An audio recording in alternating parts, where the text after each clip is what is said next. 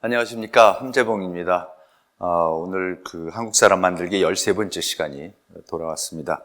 오늘 제목은 제가 정한론이란 무엇인가로 우선 잡아봤습니다. 우리가 한일 관계에 대해서 잘못 알고 있는 것이 이제 한두 가지가 아니지만 이 정한론이라는 건 특히 이제 이 한국 사람들한테 우선 말부터가 이 한국을 정복하자라는 그런 논이 있었다라는 것 때문에 이제 결국 이제 역사가 나중에 가서 우리가 일본의 식민지가 되고 하는 그 역사가 있으니까 이거는 이제 일본이 처음부터 우리를 정복하려고 했었던 거고, 그게 이제 19세기 언제부터 시작해서 끊임없이 일본은 조선을 정복하려는 그 야망, 그 일념하에 있었던 거고, 그것을 드디어 이제 1905년에 을사조약, 그 다음에 1910년에 소위 한일 합방을 통해 갖고 이제 완성을 시켰다. 이제 그리고 지금도 이제 일본의 군국주의 우리가 걱정을 하고 이제 항상 그러는데 제가 봤을 때는 글쎄요. 일단 역사적으로는 근본적으로 틀린 가정입니다. 그리고 정한론이 우리가 정확히 뭐였는지를 알아야 되고 어떻게 전개됐는지를 알아야 되는 게 양국 관계를 좀 제대로 정립하고 이해하는 데도 도움이 될 뿐만 아니라 그 다음에 더 어떻게 보면은 중요한 것은 하여튼 일본 사회에서 일본이 근대화를 하는 데 있어서 근대가 국가로 나온 데 있어서 굉장히 중요한 논쟁이었거든요. 조선을 정벌하자라는 논쟁. 근데 이게 왜 그러면 중요한 논쟁이었었는지, 그리고 우리한테는 이제 실질적으로 어떤 영향을 미쳤는지 이런 것들을 한번 쭉 살펴보도록 하겠습니다. 제가 오늘도 과욕을 부려갖고 슬라이드를 너무 많이 준비해갖고 지금 벌써부터 이제 시간에 쫓기는 마음이 급한 지금 지경인데요. 우선 지난 시간에 우리가 일본이 어떻게 이 화의 질서, 중화 질서를 어떻게 무너뜨렸다. 그래서 이제 소에지마 다네오미가 중국에 가서 중국하고 일본하고의 공식적인 외교 관계를 어떻게 설립을 하고, 그 다음에 거기 가갖고 3개 국어 두례를 안 하는 첫 선례도 만들고, 이제 중국의 예포 또 환송도 받으면서 오고 이제 이런 거를 쭉 말씀을 드렸었는데, 이제 소에지마가 다시 중국하고 일단 이제 관계를 맺고, 일본하고 중국이 청일 소조약을 맺고 나서는 맺는 이유가 조선을 열기 위한 거였거든요. 그러니까 일본은 계속해서 조선문을 두들기면서 특히 메이지 유신을 하고 옛날에 박후 정권에서 이제 소위 왕정복과가 돼서 메이지가 직접 통치를 하겠다 그러고 그랬는데, 그럼 이제 외교부라는 게 생겨서 외교부랑 해야 되는 거지 옛날같이 대마도 통해서 조선이랑 교류를 하는 것도 아니고, 하여튼 이런 것들 이제 알려주고 바뀐 관계를 위해서 다시 조약을 만들든지 이제 이런 거를 하려고 그러는데 이제 조선에서는 계속 그걸 거부를 하거든요. 그래서 이제 거부할 때에 내부에서 그럼 이거를 어떻게 하느냐, 조선을 어떻게 접근해야 되느냐 그랬을 때 이제 지난 시간 끝에 말씀드린 대로 일본 내에서 이제 자기네들끼리 논의를 해서 우선 중국을 먼저 뚫어보자. 조선이 자꾸 중국이 자기네 상국이라 그러니까, 조선은 중국의 속방이라 그러니까, 그러면은 중국하고 일본이 공식적인 외교 관계를 맺어버리면 그 속방인 조선도 어쩔 수 없이 따라야 할 거 아니겠느냐. 그러면서 이제 지금 소에지마가 가서 그러니까 제대로 이제 국교를 수립을 하고 최초로 일본하고 중국이 대등한 국제관계를 이제 맺고서, 그리고 이제 돌아와서 다시 이제 그러면 이제 중국하고도 국교를 제대로 맺었으니까 그럼 이제 조선에 한번 가보자 하고 이제 그러는 참인데, 소에지마가 딱 돌아왔을 때 거기에 가서 이제 청해 가서 하고는 1813년에 6월 달인가에 이제 다시 돌아오는데, 그때 마침 또 이 조선하고의 문제가 불거져 가지고 아주 일본이 들끓고 있었어요. 그러지 않아도. 근데 이제 들끓게 된 이유가 뭐냐면 정현덕의 포고문이라 그러는데, 정현덕이 이제 외관이라는 게 일본하고 기유약조, 1609년에 기유약조에 의해서 일본하고의 모든 교류는 외관이라는 데를 통해서 1년에 세견선 20척 들어오는 것밖에 안 되게 했었는데, 어쨌든 그 체제를 이제 운영하는 거기에 가 있는 우리 조선의 관리를 이제 외관 훈도라고 그러고, 그게 이제 정현덕이라는 사람이 그 당시 외관 훈도였었는데, 외관 훈도가 이제 거기에서 그 소요가 일어나고 뭐 어쨌든 일본은 지금 이제는 옛날식 스시마를 통해서 하질 않고 뭐 다른 방식으로 하겠다 그러니까 어쨌든 혼란이 일어나니까 그때 이제 정현덕이 포고문을 하나 발표를 해요. 근데 저는 굉장히 내용이 이런 그 1차 자료들이 저는 보면 굉장히 재밌습니다. 그러니까 역사 막연히 우리가 그냥 날짜 외우고 대충 지나가는 게 아니라 정말 이 사람들이 무슨 얘기를 했는지 자료들이 다 있으니까 한번 들여다보면 너무 재밌어서 좀 한번 그 당시 왜 정현덕이라는 사람은 어떤 생각을 갖고 있어서 일본이 잡고 오는 거를 거부했나 해서 한번 살펴보려고 제가 가져왔습니다. 뭐라고 했냐면 근일 피하의 상지, 그러니까 일본하고 조선이 서로가 양보하지 않고 대치하고 있다는 거 이제 자꾸 긴장이 올라가고 있다는 거 알고 있는 거죠. 그것을 한마디로 타파할 수 있다. 이거 한마디로 굉장히 쉽게 우리가 극복할 수 있는 문제다. 우리는 300년 약조를 따르는데, 그러니까 1609년에 광해군 1년 때 이제 일본하고 임진왜란 끝난 다음에 기후약조라는 걸 맺어갖고 포로 교환하고 뭐 이제 앞으로 어떻게 할 거다 이런 걸 이제 해서 외관을 열고 이제 그랬었던 거죠. 그러니까 300년 동안 지금 잘해왔는데 저들은 바꿀 수 없는 법, 저들이 그러니까 일본이요. 바꿀 수 없는 법을 바꾸고 있으니 이는 유독 무슨 마음인가? 일이 만약 전례에서 벗어난다면 설령 본국에서라도 억지로 시행하기 어렵거늘 하물며 인국에 가서 오직 이를 시행하는 뜻을 둘 수 있겠는가? 지금 자기네 나라에서 뭐를 바꾸고 그러는 거는 뭐 그렇다 치는데 남의 나라한테 와서 우리가 바뀌었으니까 이걸 바꾸자고 이러는 건 또 무슨 얘기냐? 이제 정현덕이 그러는 거죠. 저들이 비록 타국인에게 제압당했다고는 하나, 그러니까 이제 미국이라는 데가 와서 강제로 열어갖고 개국을 시키고 이제 이런 거는 이제 아는 거죠. 그러니까 조선에서도 그러니까 쟤네들은 외국 서양 사람들의 강제에 의해서 제압을 당해서 어쩔 수 없이 개국을 했구나. 그런데 거기 어쩔 수 없이 나라를 연 것까지는 좋은데 그 형체를 변하고 풍속을 바꾼 것을 부끄러워하지 않는다. 막 서양 옷을 입고, 그러니까 일본 전통을 버리고 서양식으로 하고, 그러니까 왜 그 소에지마가 이홍장을 만나러 지난 시간에 말씀드렸지만 텐진에 갔더니 이홍장이 왜 일본 사람들이 서양 옷 입고 돌아다니냐고 이제 뭐라고 한마디 한 걸 이제 소에지마가 이제 한번 이렇게 멋있게 받고 그런 것도 말씀을 드렸지만 이제 그런 거죠. 오랜 전통과 풍습이 있고 그런데 서양 사람들 왔다고 옷까지 다 이제 서양 옷이나 입고 다니고 이런다 이제 이러는 거죠. 그렇다면 이는 일본인이라고 할 수 없으니 우리 경내에 왕래한 것을 허락할 수 없다. 일본인도 아니다 이제는. 우리가 기후약정하는 건 일본 사람들하고 한 건데 풍습 다 바꾸고 일본 사람도 아니다.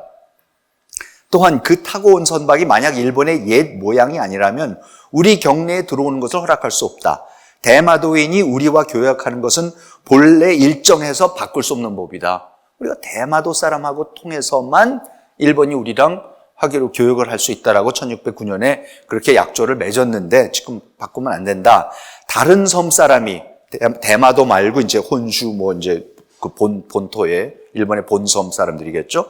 교역하는 것은 우리나라의 법이 결코 허락하지 않으며 잠화, 밀수품을 범하는 것은 양국이 똑같이 금지하고 있다. 근래 저들의 소행을 보니 무법지국이라고 할 만하거늘. 근데 이제 이런 게 이 말이 이제 일본에 이 포고문이 갔을 때 일본 사람들이 제일 격했던 게 무법지국이라고 했다라는 겁니다. 또한 이를 수치스럽게 여기지 않는다. 우리나라는 법령이 따로 있어서 우리 경내에서 시행하고 있으니 외관에 있는 자들이 약조 내의 일을 행하고자 한다면 기후약조의 그 범위 내에서 한다면 모두 응당 들어줄 것이나 법 외의 일을 행하고자 한다면 영원히 이루어질 날이 없을 것이다. 비록 물건 하나라도 잠매하려 한다면 그 길이 끝내 열리지 않을 것이니 우리가 경전을 지키고 법을 받드는데 저들 또한 아마 다른 말이 없을 것이다. 반드시 이러한 뜻을 저들의 두령에게 분명히 타일러서 망발한 행동으로 사단을 빚어 후회에 이르지 않게 하라. 이제 자기 관리들한테도 엄명을 내리고 이 기후약조에서 한치라도 벗어난 일을 일본 하는 거 안 된다. 못하게 하라 이제 이런 거죠. 그러니까 이제 이 얘기가 일본에 이제 들어가는 거예요. 그래서 이제 지금 중국하고 어렵게 해서 외교 관계 다 맺어놓고 그러지 않아도 이제 조선 문제를 다루려고 그러는데 조선에서 포고문이 나는데 이 무법 지국 이거 아무것도 모르냐만 이거 뭐 서양 그 풍습에 젖어갖고 자기 거 버리고 뭐 하여튼 이제 이런 얘기가 쭉 나오니까 이거 좀 일이 심각해진다. 그래갖고는 메이지가 천황이 아예 그 당시 정부의 그 최고 대신 산조 사네토미 태정관 대신한테 이 조선 문제 이제 당신이 직접 맡아라 이제 그럽니다. 그래서 1873년 6월에 태정관 회의에서 산조가 이제 태정관이라는 게 제일 높은 그 국가 통치 그 당시까지 통치 기관입니다.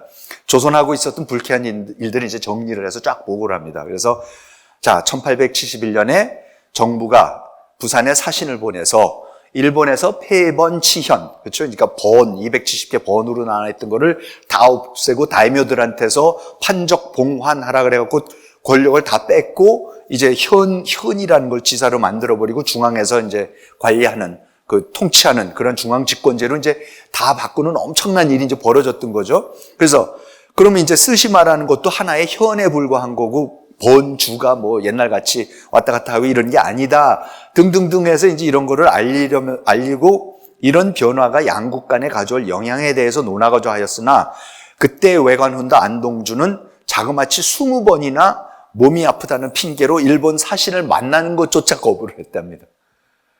계속 오는데 안동준이 20번 그때 이제 대원군의 쇄국 정책이었거든요.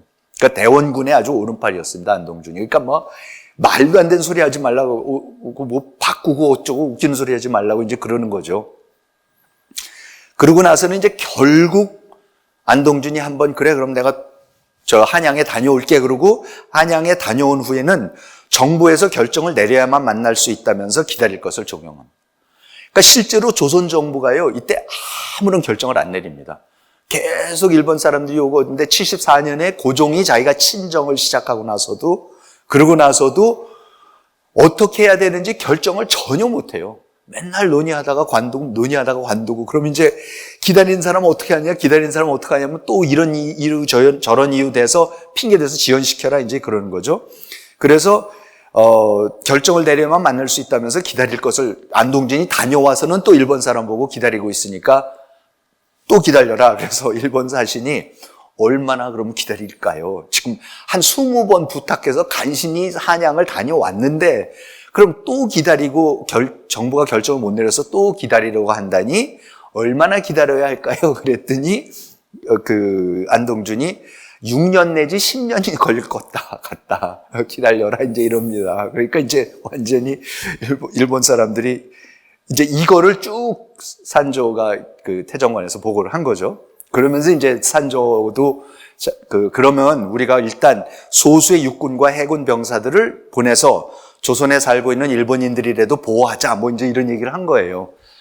그랬더니 이제 이때 사이고 다카모리라고 이제 그 유신 삼걸 유신을 성공으로 이끌었던 최고의 그 사무라이이고 우리가 이제 마지막 라스트 사무라이라고 부르는 사람이고 나중에 그 톰 크루즈 영화 라스트 사무라이도 이 사이고에 대한 얘기 그런데 아무튼 나중에 또 말씀드릴 경우가 있겠고 이때 이제 사이고가 드디어 소위 말하는 정한론이라는 거를 들고 나오기 시작하는 겁니다.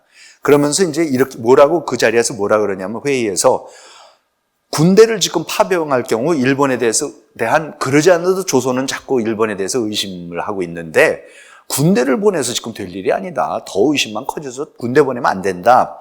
우선 특명 전권대사를 보내서 일본이 어떤 지금 이유 때문에 자꾸 접촉하려고 그런다라는 거를 좀 제대로 알리자. 그러고 나서도 만일 그렇게 해서 특명 전권대사가 간데 그거를 조선이 듣기를 거부하고 혹시 모욕을 주거나 그 사람을 죽이거나 그럼 그때 가서 우리가 군대를 일으켜서 움직여도 늦지 않는다. 그러니까 특명 전권대사를 파견하자 이제 이럽니다. 그러면서 내가 가겠다. 나를 특명 전권대사로 보내라. 이제 이러기 시작하는 겁니다. 그래서 이제 사이고의 정한론이 나오기 시작하는데 보통 이 사람이 가고 싶은 게 아닙니다. 7월 29일 날은 이타가키 다이스케 같이 이제 그 그 메이지 유신을 일으켰던 그 도사번의 유명한 또 그 사무라이한테 그 편지를 보내갖고, 야, 내가 태종관에서 그렇게 회의에서 얘기했는데 다음번에 회의할 때 좀 나 좀 밀어달라고, 내가 조선의 사신으로 꼭 가겠다고 그런 이제 편지를 보내고, 8월 3일에는 아까 그 산조, 태종관 대신 산조 사네토미한테 같은 내용의 편지를 보내고, 8월 16일에는 가서 만나서 직접 찾아가서 자기 좀 조선에 파견시켜달라 그러고, 17일에서 결국은 하도 그러니까 8월 17일 날 태종관 회의에서, 그래 그럼 사이고가 너가 조선의 특명정권대사로 가라라고 임명을 해버립니다. 그랬더니 산조가 8월 19일에서 23일 날 그때 온천에 가 있는 메이지를 찾아가서 나흘 동안 거기서 의논을 하면서 결국은 뭐라 그랬냐면은 천황이 사이고 조선 파견의 결정을 이와꾸라 사절단이 돌아올 때까지 유보하라고 그랬다라고 다시 태종관에 가서. 그러니까 이게 뭐냐면 지금 이와꾸라 사절단이 아직도 71년에 미국하고 유럽 전 세계 순방을 돌기 시작해서 그때 기도 다카요시, 오쿠보 도시미치, 또 히로부미, 이와꾸라 도모미 등 유신을 일으켰던 핵심 세력의 절반 이상이 지금 해외 유학을 2년째 다니고 있는 거죠. 그러니까 일본의 사이고 같이 중요한 사람이 지금 조선에 간다? 그것도 조선이 굉장히 일본하고 접촉하는 걸 싫어서 거의 억지로 열라고 가는 거고, 무슨 전쟁이 일어날지도 모르고 이런 상황에서 가겠다 그러는 거를 지금 우리끼리 결정할 게 아니라 이와꾸라 사절단이 돌아올 때까지 기다려라라고 천황의 재가를 이제 받아내요. 그래서 와서 천황이 그러는데 지금 당장 보낼 일이 아니다. 우리가 비록 당신을 보내기로 결정했지만 지금 당장 보낼 수 없다고 이제 그럽니다. 여기 오른쪽에 사진이 이게 그 우에노 공원에, 지금 일본 도쿄의 제일 큰 우에노 공원의 입구에 있는 사이고의 그 사이고 다카모리의 그 동상입니다. 일본 사람들한테는 진짜로 마지막 그 사무라이 정신을 불태웠던, 발현했던 라스트 사무라이라고 하는, 굉장히 일본 사람들이 추앙을 받는 이제 사이고죠. 자, 그러면서 그때 이제 그러면 사이고가 왜 그렇게 조선을 가려고 그랬었는지, 왜 특명 정권 대사로 조선을 그렇게 죽어도 가려고 그랬는지가 이제 나오기 시작하는데, 그 이타가키, 이제 오른편 사진이 이타가키 다이스케입니다. 이타가키는 나중에 우리 조선하고도 굉장히 여러 가지 다른 의미에서도 중요한 그 연관을 맺는 사람인데, 아무튼 이타가키한테 8월 14일 편지에서 만일 우리가 전쟁을 일으킬 수 있는 이 기회를 잃는다면 다시는 이런 기회가 오지 않을 수도 있다. 그 사실은 사이고는 뭐냐면요, 조선에 가면은 조선 사람이 자기가 죽인다고 생각을 했어요. 죽일 거라고. 그래서 그때 전쟁이 일어나야 된다는 거예요. 자기가 죽음으로써 전쟁이 일어나야 된다는 거예요. 이게 굉장히 중요한 기회고 지금 안 하면 이 기회 없다라고 지금 사이고가 이타가키한테 그러는 거예요. 그리고 17일자 편지에는 조선이 일본의 사절을 분명히 죽일 것이고, 그렇게 된다면 나라 전체가 조선을 정벌해야 할 필요가 있음을 절감할 것이며, 우리의 계획이 성공하려면 이러한 사태는 반드시 일어나야 한다라고 그러는 거예요. 그러니까 자기가 죽으면서 전쟁을 일으키겠다는 거예요. 이게 도대체 무슨 소리냐. 근데 이게 몇 시간 전에 제가 기도 다카요시라는 사람이 같이 그 유신 삼걸 중에 한 사람도 그렇게 정한론을 일으켰다라는, 원래 먼저 했던 게 기도 다카요시였어요. 지금 이와쿠라 사절단으로 미국하고 유럽 가 있는 그 친구인데, 이 사람 다 이제 절친들인데, 그 사람이 가 있는 동안에 이번에는 이제 사이고가 자기가 정한론을 일으키는 거죠. 근데 이게 뭐냐면요, 일본 사람들이 이게 무장들이라서 생각이 굉장히 다릅니다. 일본은 무슨 나라에 분란이 일어나거나 무슨 큰 전환점이 없으면 올 때마다 꼭 전쟁을 일으키자 그래요. 나라를 통합시킨, 분열되어 있는 나라를 통합시키는 제일 좋은 방법이 전쟁을 일으키는 겁니다. 그러니까는 도요토미 히데요시가 전쟁을 일으킨 여러 가지가 있고, 실제로 명나라를 치고 싶어서 그런 것도 있고 했겠지만은, 또 하나의 중요한 고려에는 100년 넘게 일본이 전국 시대에서 200몇십 개 번이 수없이 싸우다가 자기가 무력으로 간신히 이제 눌러서 천하 통일을 하지 않습니까?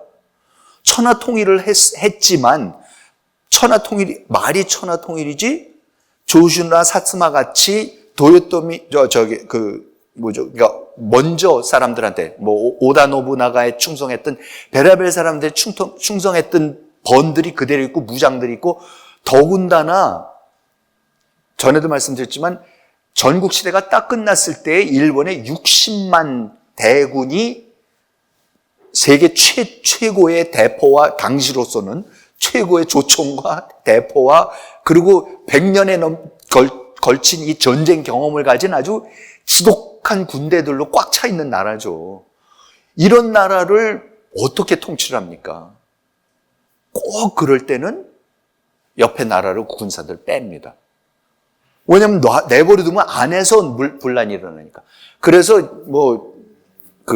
영국에서 나중에 이건 또 제가 자세히 말씀드릴 기회가 있겠지만, 청교도 혁명이라는 걸 해갖고는 올리버 크롬웰이 뉴 모델 아미, 신군대라는 거를 가지고 그때 이제 왕정을 타도하고, 그러고 나서는 그 뉴 모델 아미를 어디로 보내냐면 옆에 아일랜드로 보냅니다. 가서 카톨릭을 치라고.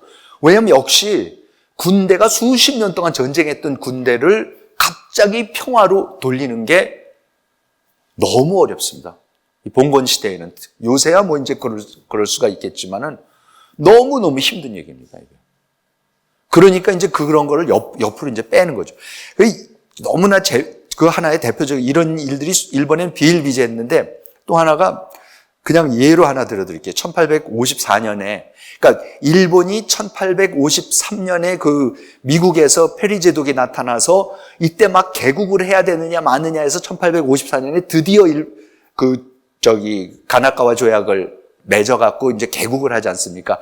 이때 이제 개국을 반대하던 대표적인 사람이 도쿠가와 나리야키라고, 도쿠가와 바쿠후의 방계 집안이고, 나중에 이 사람의 아들이 그 마지막 쇼군이 되고 그러면서 그 미토번의 이 미토 학파, 그러니까 이 천황을 또 이렇게 올리는 학파의 태두고, 그런데 이 사람이요, 그때 절대 개국을 하면 안 된다라고 하면서 조정에서 제일 높은 사람 중에 하나였는데, 공식적으로 뭐라고 제안을 하냐면, 나한테 론인과 농부들의 막내 아들로 구성된 특공대 300~400명의 특공대를 주면은 내가 이들을 이끌고 미국에 가서 싸우겠다.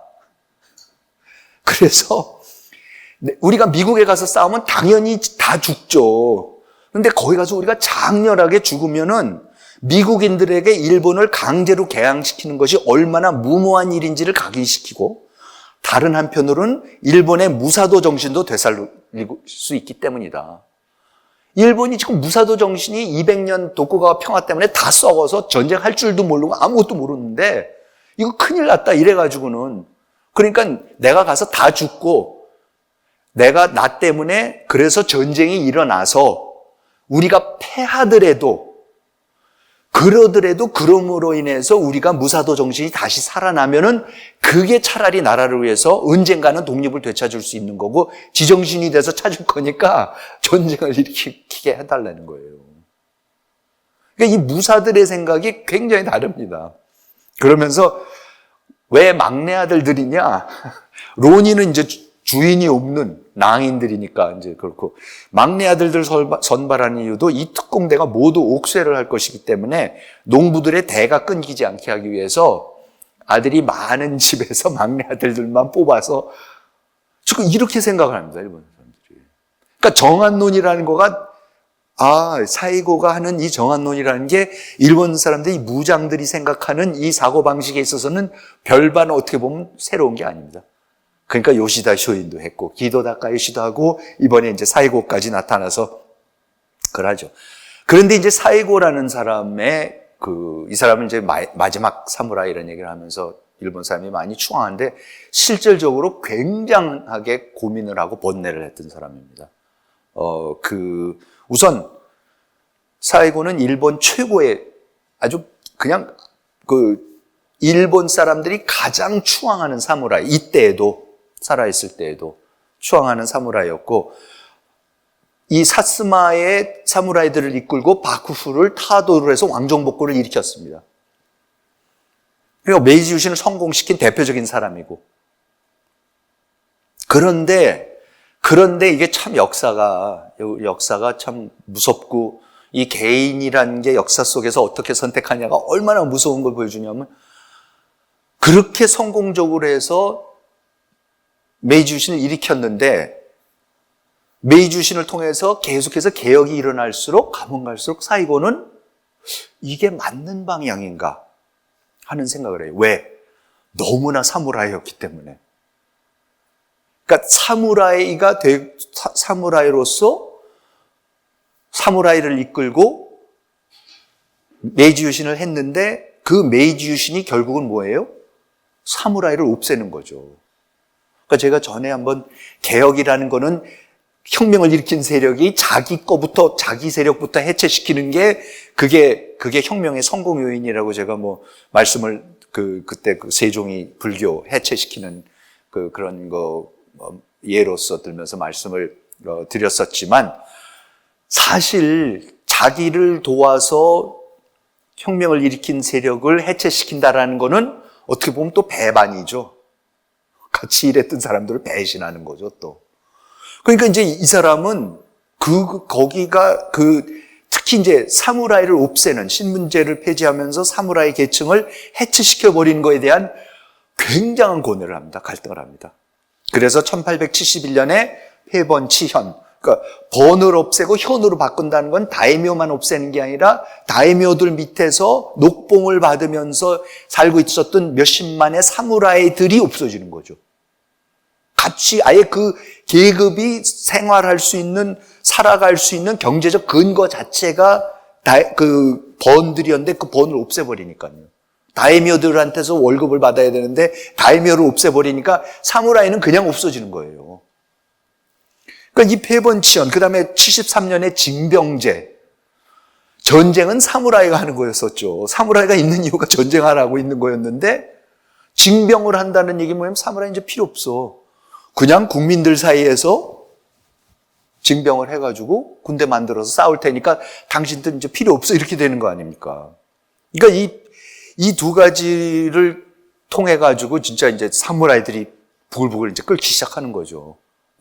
우리가 목숨 걸고서 도왔는데, 특히 사이고 같은 사람한테는, 아니, 지금 장군님 뭐 하시는 소리입니까? 우리 당신 도와서, 당신이 앞장서서 막부 타도하자 그래갖고 그 어려운 전쟁 갖고 이렇게 기가 막히게 천황을 다시 모셔갖고 왕정 복구했는데, 지금 와갖고 우리를 없앤다니요? 지금 어떻게 이런 걸 위해서 우리가 싸운 겁니까? 이제 막 와서 그러는 거예요. 그래서 사이고 고향인 사스마의 사무라이들이 제일 그랬고요. 왜냐하면 천황 군대의 주축이 사스마군이었거든요. 사이고였거든요. 그러면서 그야말로 이제 사무라이들이, 이거 토사구팽이다. 이거야말로 토사구팽이다. 전쟁에서 패한 사무라이들이 목숨을 잃거나 재산을 몰수당하는 건 그건 아주 사무라이들 사이에서 깨끗하게 일어난 일인데, 사스마의 사무라이들은 사이고의 진두지휘에 눈부신 승리를 거둔 정예군들이었고, 여기 보이시는 사진이 요게 그때 실제로 제일 중요한 바쿠프군과 전투하는 도바 후시미 전투라는 유명한 전투에서 직전에 사스마 사무라이들이 이렇게 찍은 사진들입니다. 그러니까 이런 젊은 친구들이 이제 사이고 우리 대장님 앞장서시니까 나가서 바쿠프를 타도하고 저저저 했던 거예요. 그런데 당신도 필요 없다 이제 이렇게 되니까, 그리고 이제 사이고 본인이 거기에 결정적인 역할을 하니까 정부의 책임자로서 굉장한 번뇌에 이제 휩싸이십니다. 그러면서 진짜 그러면서 이제 이건 역사학자들이 유추해 보는 거죠. 그럼 왜 이때 사이고가 정한론을 일으켜서 가서 죽겠다고 했던가? 아마 사이고는 자기가 죽든지 아니면 어쨌든 어떤 전쟁이 일어나면은 그때 사스마의 사무라이들이 또 가서 한번 조선하고 싸워가지고 왜 사스마의 사무라이들이 필요한지 그 필요성을 증명할 수 있는 기회라고 생각했던 것 같고요. 그리고 사이고는 굉장히 전통적인 사고방식을 가진 사람이라서 자기네가 그냥 사무라이들이 없어지는 게 아니라, 옛날에는 도쿠가와 바쿠프를 모셨는데 이젠 사무라이들이 그냥 천황을 모시면서 천황의 군대로서 강력한 국가를 만들면 되겠다. 그렇게 생각을 했던 거죠. 그래서 바쿠후라는 이상한 체제를 따르는 사무라이가 아니라 천황이 친정하는 국가의 사무라이가 되길 바랬다. 그러면서 이 기가 오른쪽에 깃발이 이게 천조 뭐죠? 황태신?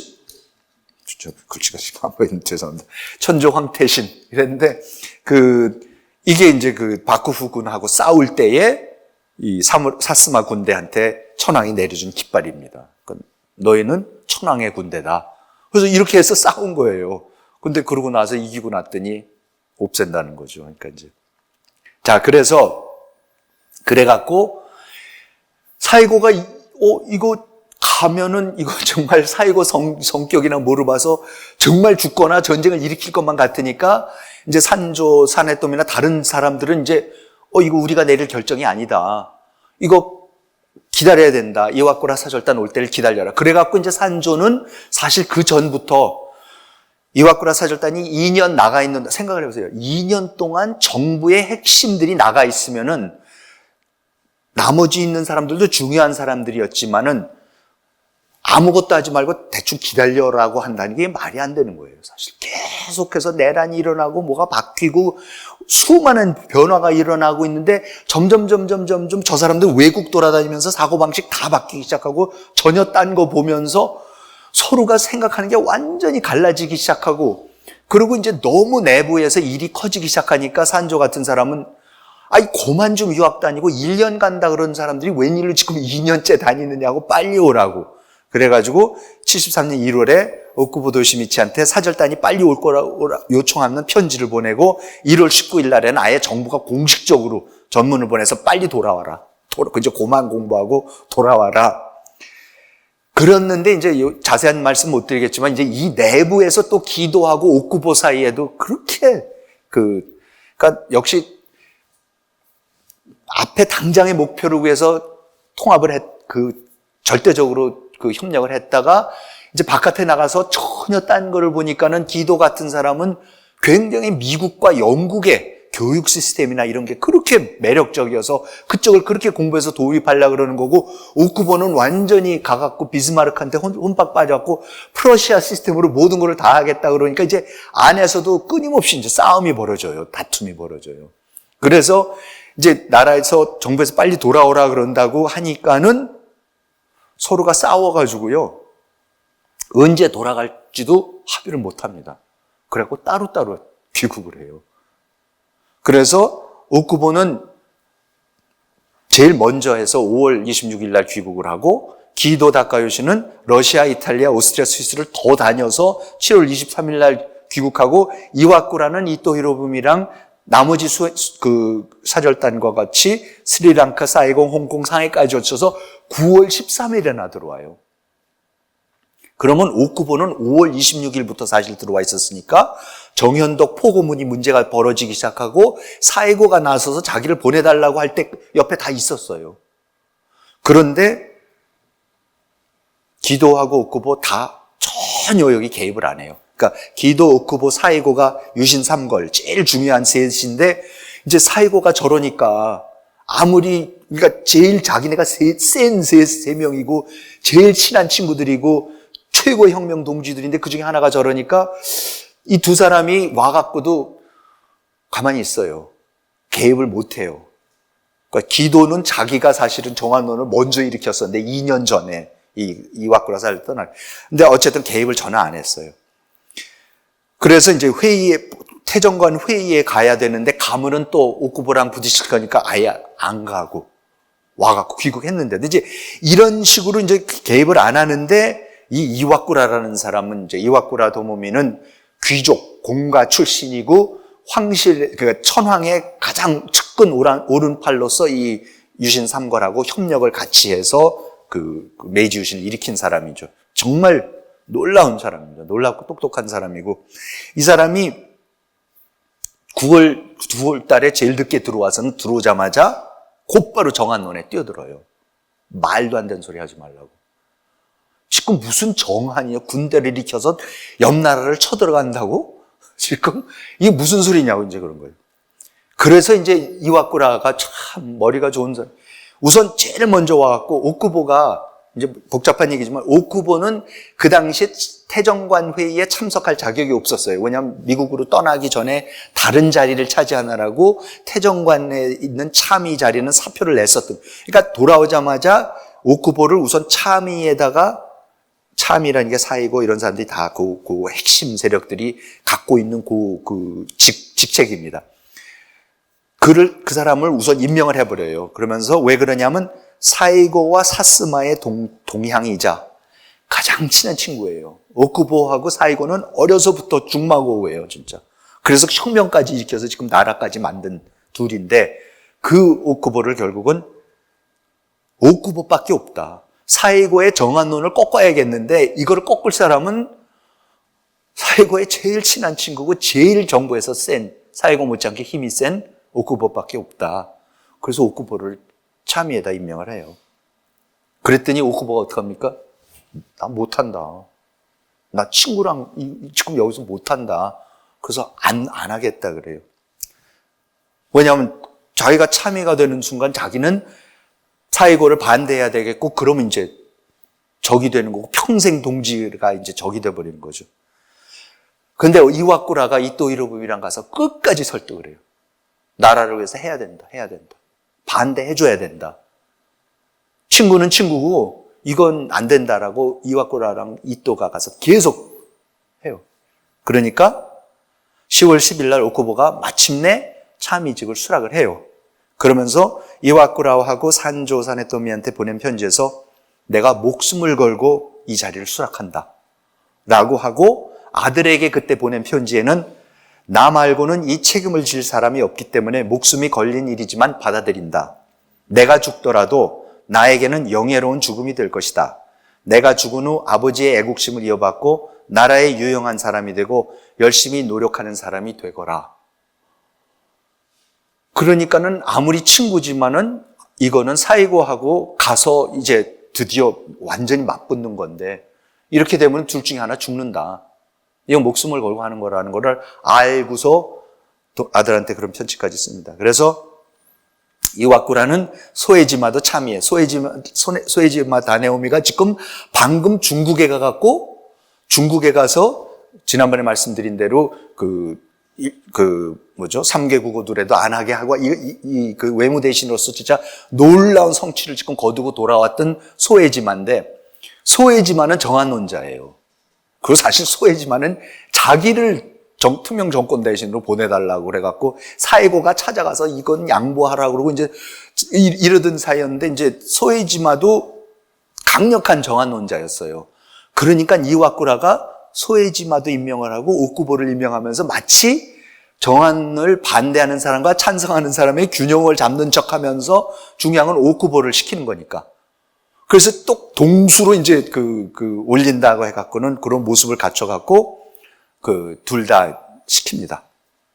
그래서 이제 이때부터 이렇게 정한파와 반대파가 완전히 이제 형성이 드디어 되고 뭐 이름들이 외우기시기 힘드시겠지만은 여기 있는 사진들은 전부 다 정한파들입니다.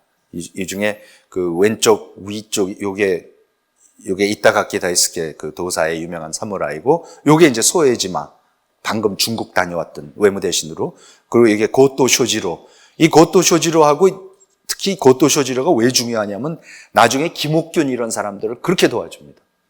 조선의 개화파들을 굉장히 많이 도와준 게 고토 쇼지로.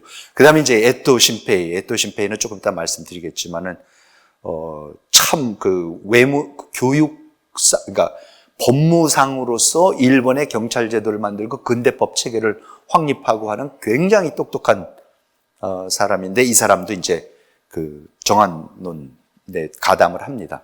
그리고 이제 반대하는 사람이 이와꾸라 도모미, 기도 다카요시, 오쿠마시게 노무, 그 다음에 이제 이런 사람들입니다. 그래서 10월 14일 날, 1813년 10월 14일 본격적으로 이제 정한론 논쟁이 태정관에서 이제 벌어지고 그때 유명한 그림들이 많이 있습니다. 그래서 정말 목숨 걸고 지금 바쿠프를 타도를 해서 새 나라를 만든 그 핵심 세력들이 그 목숨을 걸고 나라 세운 지 유신 성공한 지 5년 만에 목숨을 걸고 이 논쟁을 벌이기 시작합니다. 그래서 진짜 혁명과 나라의 미래에 대한 이견. 그러니까 사이고 같이 야 이렇게 완전히 근대 국가를 만들 거야? 나는 사무라이들이 좀 남아있는 그런 국가였으면 좋겠는데 이런 거. 그러니까 비전 자체가 이제 달라지기 시작했던 거죠. 그래서 거기에 개인적인 배신감, 그 다음에 이제 권력투쟁, 2년씩이나 외국을 떠나가 있었던 그 핵심 세력들이 돌아와서 다시 자리를 차지하려고 그러면 2년 동안 권력 공백이 그대로 남아 있었겠습니까? 누구 거를 다시 뺏어야 되고 이런 엄청난 권력 투쟁이 벌어질 수밖에 없었는데 아무튼 그런 상황이 이제 얽히면서 격론이 벌어지기 시작합니다. 그래서 사이고는 그 회의에서 지난번 8월 달에 당신들 외국 가서 그러고 돌아다니고 있을 동안에 내가 조선의 사절로 특명 정권 대사로 가기로 태정관에서 결정 내렸으니까 그 추인만 해라. 그대로 집행하자. 이제 이러는 거고. 오쿠보는 안 된다. 국내 문제부터 해결해서 안 된다. 산조 사네토미 제일 높은 태정관 대신이 이 사람이 그러니까 물론 빨리 오쿠보 보고 돌아오라고 이와쿠라고 오라고 했던 사람인데 우유부단하게 이를 데가 없습니다. 그래서 와갖고는 반대 좀 해달라고 불러놓고는 또 거기 막상 자리에 가면은 이거는 사실 우리가 이미 정했던 거기 때문에 사이고 말이 맞다. 그대로 보내야 되는데 또 이런 소리를 해요. 그랬더니 이제 오쿠보가 그럼 나 그만둘래. 참이직 안 해. 그러면서 이제 사표를 내요. 그러면 이 난리가 났을 때 그 중에 또 참의 중에 하나 오쿠마가 슬쩍 일어나서 자리를 뜨려고 그러니까 오쿠마가 나중에 그 와세다 대학교 만들고 굉장히 중요한 역할을 하는 사람입니다.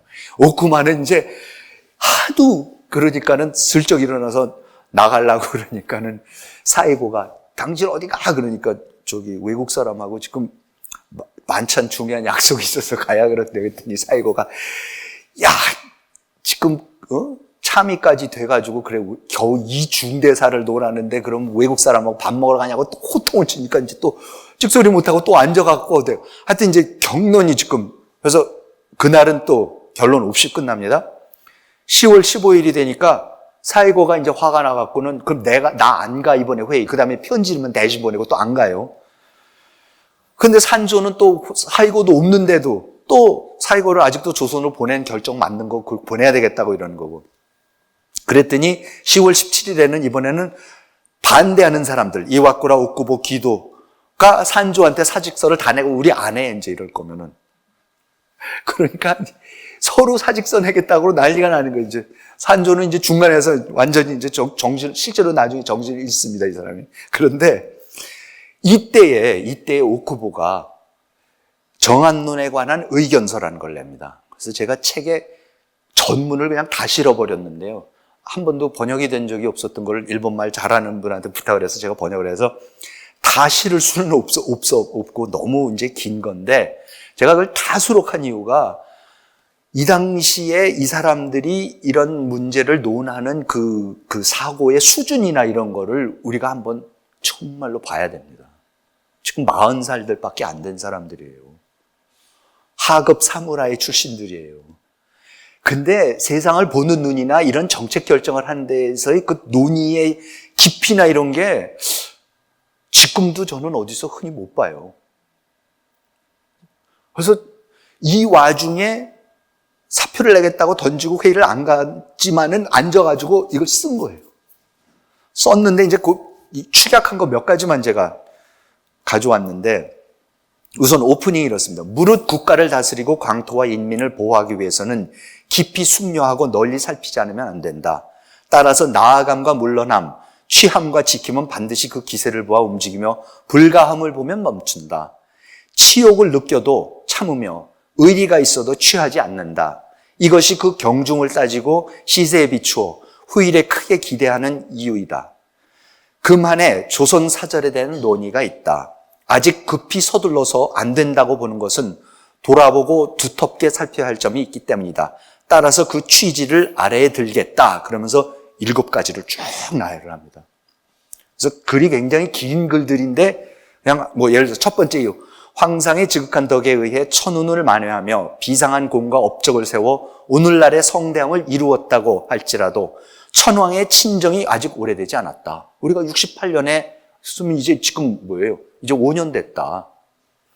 정부의 기초가 아직 확립되지 않았다. 또한 일단 번을 폐지하고 현을 설치하는 등 실로 고금에 드문 대변혁이며 지금 수도의 상황을 가지고 말하자면 이미 그 일이 마무리 지어진 것처럼 보여도 사방 구석구석에 이르러서는 이 때문에 땅을 잃고 생업을 빼앗겨 크게 불만을 품은 도당들이 실로 적지 않을 것이다. 그래서 쭉 끝에 이제 넘어가서 혹은 반포된 법령의 의미를 오해하고 혹은 조세 증가하려는 것을 의심하여 변방의 어리석은 인민이 쉽게 고무되고 선동되어 소란을 일으킨 일에 이를 막지 못하고 선혈을 땅에 흘린 일이 이미 몇 차례나 되었다. 계속해서 반란이 일어나고 있다. 밀란이 일어나고 있고 조선과의 전쟁을 아직 서둘러서는 안 된다는 첫 번째 이유이다. 두 번째 이유, 오늘날 정부의 비용이 이미 막대하여 세비, 항시, 세출을 감당하지 못하는 우한이 있다. 지금 계속 적자다 우리. 하물며 지금 재난의 시초를 열어 수만 병사를 외국에 보내되면 하루에 거만의 재를 소비하고 전쟁이 오래될 때는 그 비용 또한 막대해질 것이다. 혹은 중세를 거두거나 혹은 변제 보장이 없는 외채를 빌리거나 혹은 감당할 수 없는 지폐를 대량으로 발생할 수밖에 없다. 돈 빌려오고 전쟁 자금 어디서 가져올 거냐? 지폐 발행하고 또 외국에서 빌려오는 방법밖에 없지 않느냐? 현재 우리나라의 외채가 이미 500만 이상으로 상환의 방법에 있어서도 아직 확연한 예산이 없으며 또 예산이 있다고 하더라도 조선 출병의 일거로 인해 심히 목적의 차질을 빚어 구제 불가능한 재난을 초래하게 될 것이다. 이는 심히 우려할 점으로 조선과의 전쟁을 아직 서둘러서는 안 된다는 두 번째 이유다. 세 번째, 지금 정부가 여러 사업을 일으켜 부강의 길을 꾀하고 있는 대다수의 사업은 수년 후를 기다려 성공을 기대하는 것으로, 즉 해륙, 문부, 사법, 공부, 개척과 같은 여러 사업은 모두 일조일석의 효과를 나타내는 것이 아니다. 반드시 약간의 세월을 두고 순서를 밟아 그 성공을 거둔 것에 전력을 다하지 않으면 안 된다.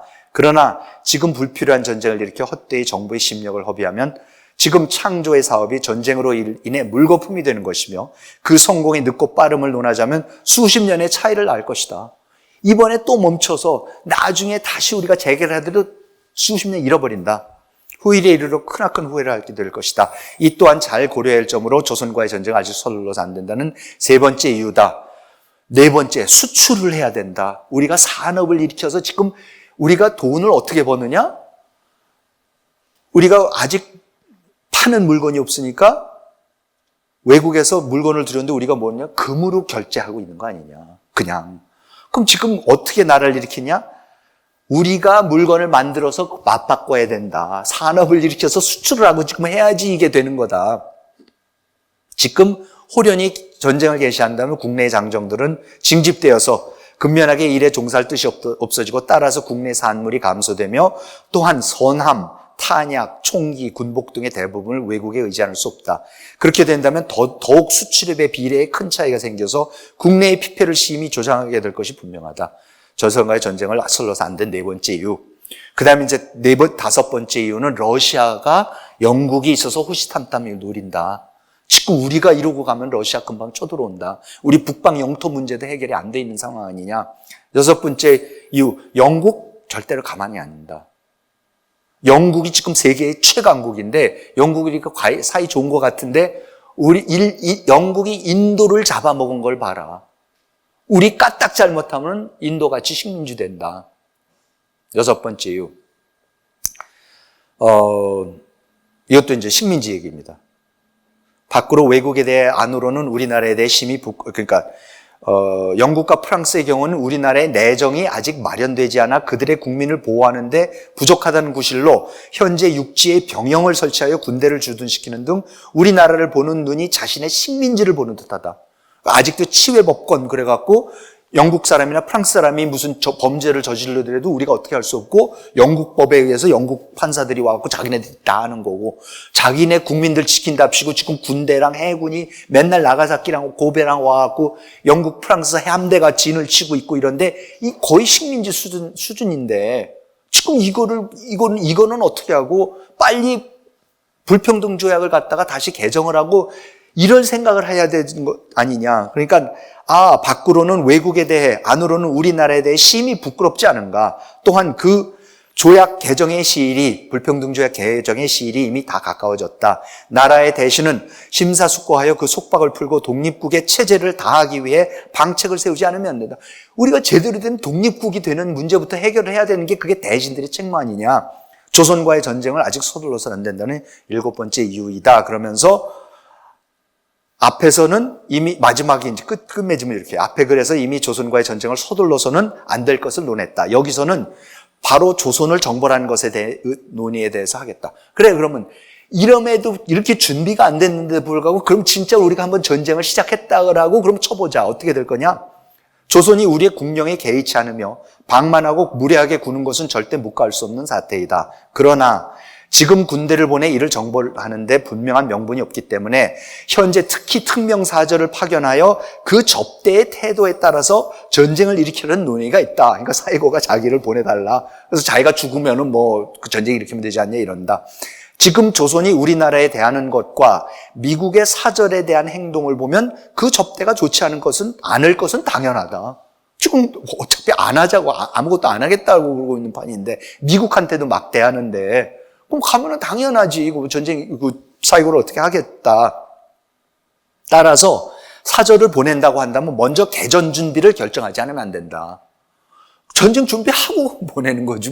이게 뻔한 일인데, 그러면. 그러한 때는 밖을 정벌하고 안을 지키는 군대를 적어도 10만 이상 모집해야 한다. 또한 그 사역에 수반되는 수만 명의 정민을 소집하여 탄약, 총기, 선함, 운송, 그 외 각종 막대한 비용에 대해 미리 예산을 세우기 어렵다고 하더라도 지금 이를 대략 계산해 보면 하루에 1만 양으로 계산해야 할 것이다. 만일 전쟁으로 인해 즉시 이익을 얻는다 하더라도 얻을 수 있는 액수는 이런 액수를 아마도 감당하지 못할 것이다. 하물며 전쟁 기간이 길어짐에 있어서는 비록 결과적으로 승리를 얻어 혹은 전국을 점령하거나 조선을 다 점령을 하거나 혹은 화해를 맺어 배상을 요구한다 하더라도 수년간 항시 군대를 주둔시키면서 조선에 요소를 지키면서 그들의 위약을 예방하지 않으면 안 된다. 더욱이 전국을 점령하게 될 때는 조선 전체를 점령하게 될 때는 반드시 그 나라의 불평분자들이 많이 생겨 사방에서 늘 소란을 일으켜 국토를 보유하는 날은 남은 날이 얼마 없는 지경에 이를 것이다. 그렇다면 지금 정벌과 보위에 드는 비용을 계산해 보면 아마도 조선 전국의 물품으로도 이를 감당하기 부족하다. 또한 러시아나 중국에 이제 러시아가 들어올 것이다. 그래서 이제 마지막으로 조선이 우리나라를 모욕하는 분계를 참아서는 안 된다는 논의가 있으나 현재 논의되고 있는 사절에 의해 일어날 바를 살펴보면 지금 특명사절을 보내서 그 접대가 만일 방만하고 무례하다면 이를 이유로 군사를 일으킨 것은 확연한 명분을 부여하는 것이므로 정벌을 하여 그 죄를 묻는다라는 의미일 것이다. 만약 과연 그렇다면 우리나라의 명예를 더럽히고 국채에 관련되는 부득이한 사정 때문에 다른 일을 돌아볼 여유도 없이 전쟁을 일으키려는 것이 명백하다. 그러나 현재 국가의 안위를 돌아보지 않고 인민의 이해를 고려하지 않으며 기꺼이 사변을 일으켜 굳이 물러감과 나아감의 기세를 상세히 살피지 않는 것은 실로 양해할 수 없는 점이며 따라서 이 전쟁을 일으키려는 논의에 수긍할 수 없는 이유다. 라고 장문에 글을 써서 조목조목해서 보냅니다. 10월 18일 오전 반전파와 호전파 사이에서 갈팡질팡하던 산조산의 또미가 진짜 신경쇠약으로 쓰러져 버립니다. 태종 대신 쓰러져 버려요. 이 편에 붙어서 했다 안 되니까. 그래서 메이지가 산조 집으로 가서 문병을 하고 문병을 한 다음에 이와꾸라의 사조로 가서 이와꾸라 보고 당신이 대신 태종 대신을 맡아라 그러는 거예요. 그러니까 정한론 하지 말란 얘기죠. 이와꾸라 보고 태종 대신 맡으라 그러는 거는 산조 대신에. 그래서 우 대신이었던 그때 이제 우 대신 이와꾸라는 태종 대신 대행을 맡고 자신과 오쿠보 기도의 사표를 수리하지 않는다. 그렇죠? 그러니까 다 사표는 제출해 놨는 거를 사표 수리 안 해버려요. 자기가 이제 태종 대신이 됐으니까. 10월 22일 사이고 이타가키 에토와 고토는 이와꾸라를 찾아가 태정관 회의 결정을 이행할 것을 요구하는데 이와꾸라가 이런 자에 거절을 합니다. 이와꾸라는 다음 날 천황을 아련하고 사이고를 조선사절에 파견하는 8월의 결정을 번복할 것을 건의하겠다고 하고 그랬더니 에토 신페이가 이와꾸라가 산조의 대행이기 때문에 산조의 결정을 따라야 할 것이라고 항의하면서 천황께 두 가지 상반된 의견을 올리는 것은 불충이다. 가면 가는 거고 보내면 보낸 거 아니면 아닌 거다. 보내야 된다. 그게 원래의 결정이었고 당신은 산조의 대행이니까 그냥 대행으로서 그거를 이행하면 되는 거라 했더니 이에 이와꾸라는 나는 내 의견을 전임 태종 대신의 의견과 함께 올릴 것이다. 나는 내 견해가 최선의 정착이라고 확신한다. 그랬더니 그때 최고의 검객이며 보신전쟁의 영웅 기리노 도시아키가 나중에 서남전쟁에서 그 사이고 다카모리랑 마지막까지 최후까지 같이 그 자결하는 그 영웅 또 중에 하나는 이 사람이 칼을 뽑아요.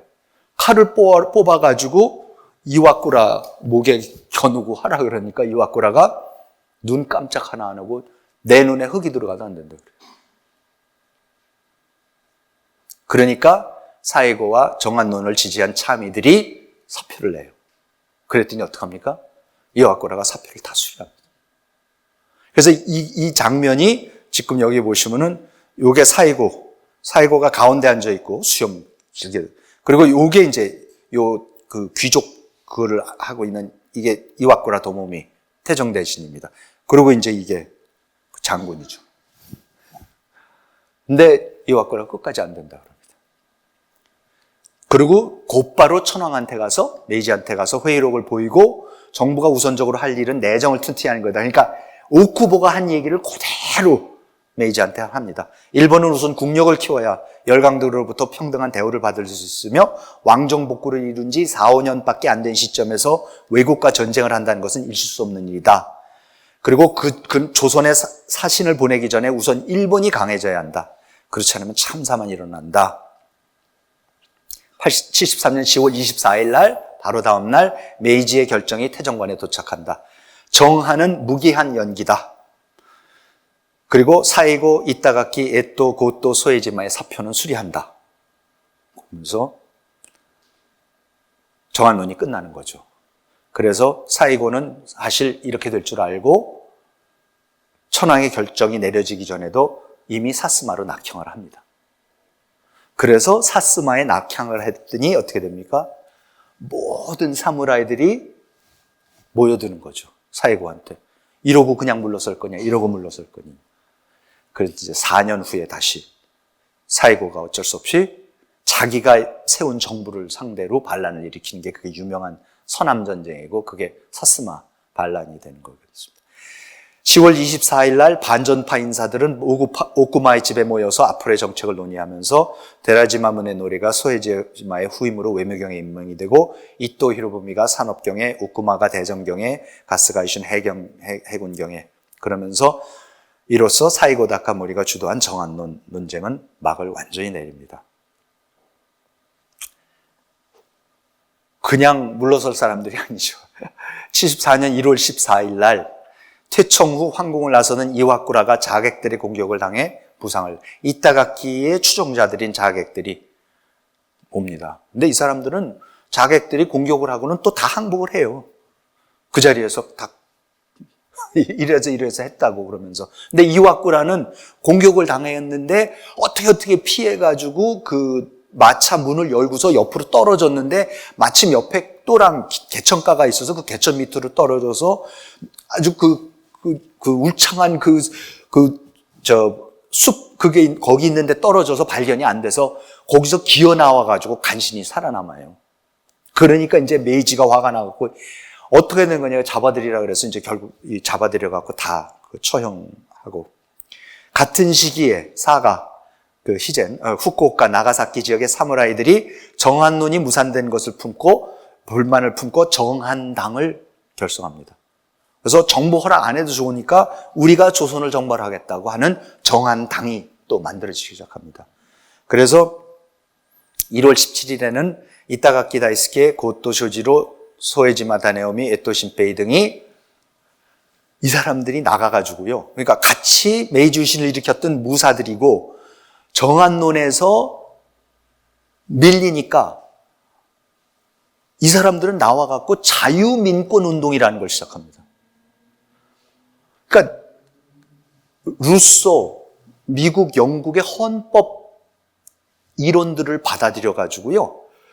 지금 이 오쿠보나 기도 이와쿠라가 하는 이런 정부 형태, 태정관을 통해서 하는 정부 형태는 민의를 제대로 수렴 못하는 거니까 할 거면 제대로 자유민권을 갖다가 다 보장을 하고 자유주의 헌법을 통해 가지고 헌법 정치를 하라고 압력을 넣기 시작해요. 그러니까 정말로 역사가 희한하게 흘러갑니다. 그러니까 이 사람들이 일본의 자유민권 운동가들이 됩니다. 일본의 최첨단 근대 정치 이론들을 이 사람들이 또 수입하는 일이 벌어지는 거죠. 똑같은 존왕양이파, 그것도 정한론을 일으켰던 사람들인데. 그러니까 이 사람들은 어떻게 보면 지금 정부보다도 더 빨리 근대 정치를 하자는 거가 되는 거고요. 이 사람들하고 이제 다음 시간에 말씀드린 그 후쿠자와 유키치 같은 사람들이 서양에서 배워온 사람들이 같은 그게 되면서 조선의 개화파들을 돕게 돼요, 이 사람들이.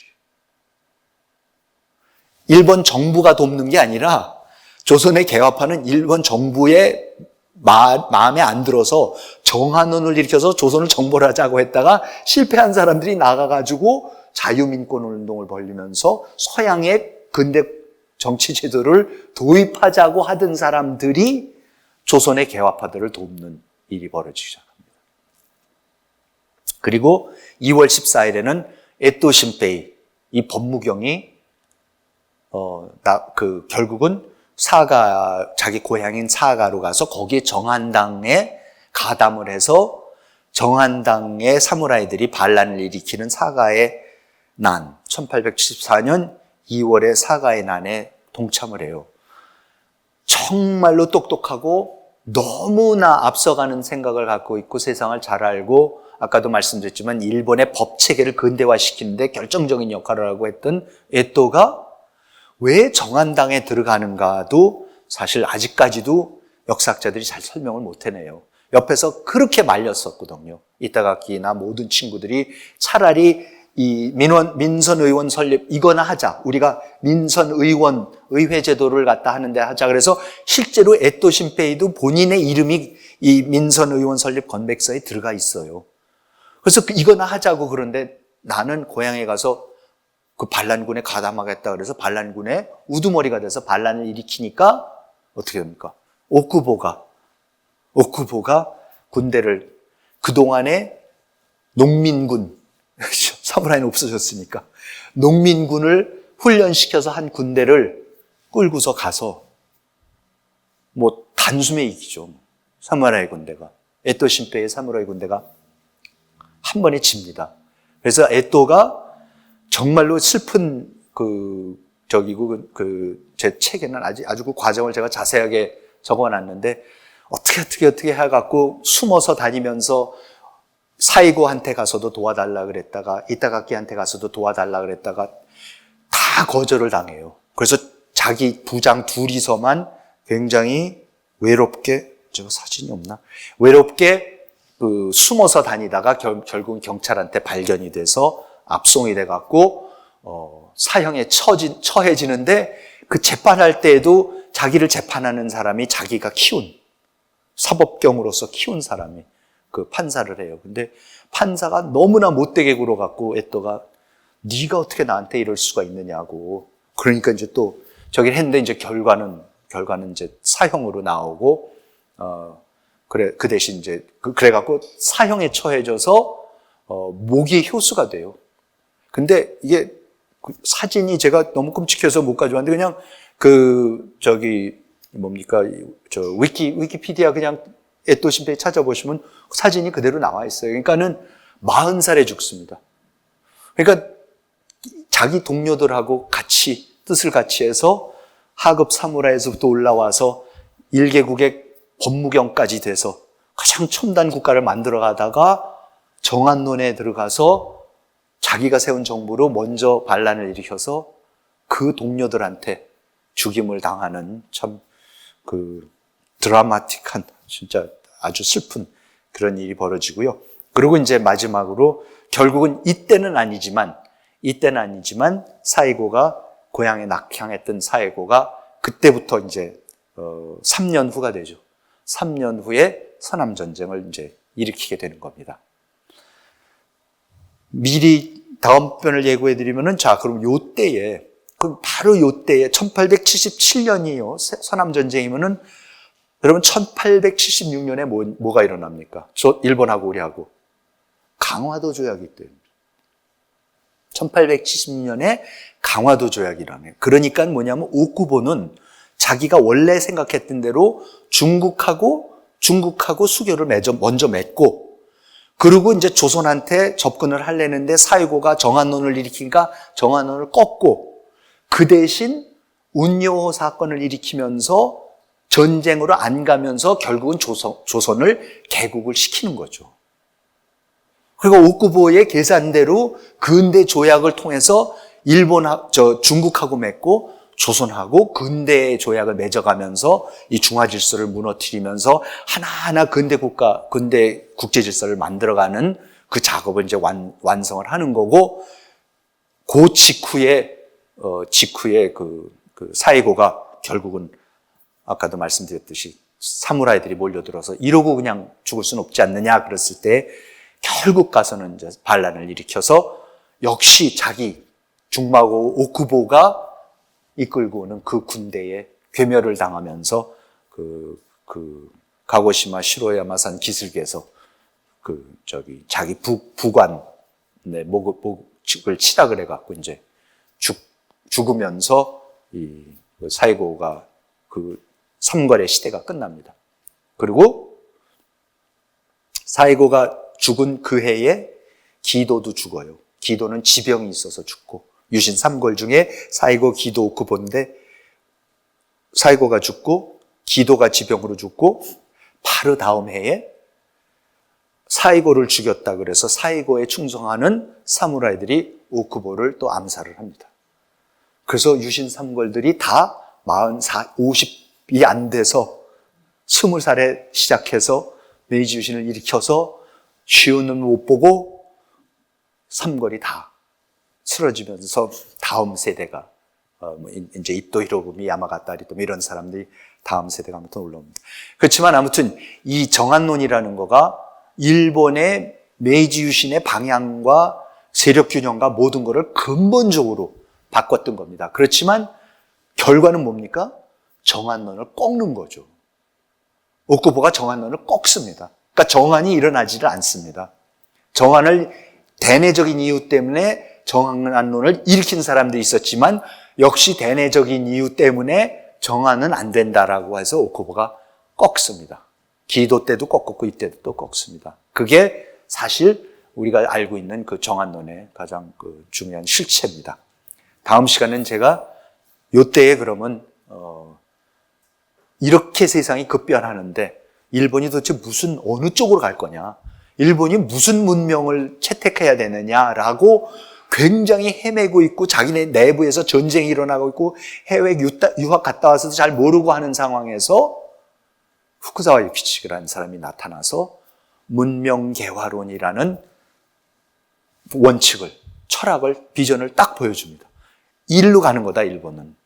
그러면서 후쿠자와의 철학이 퍼지면서 우리가 알고 있는 서양 사정, 문명론의 계략 이런 것들이 일본의 앞길을 이제 비춰주는 그 지침서가 됩니다. 그 얘기를 다음 시간에 말씀을 드리기로 하고, 오늘은 여기서 마치도록 하겠습니다. 시청해 주셔서 감사합니다.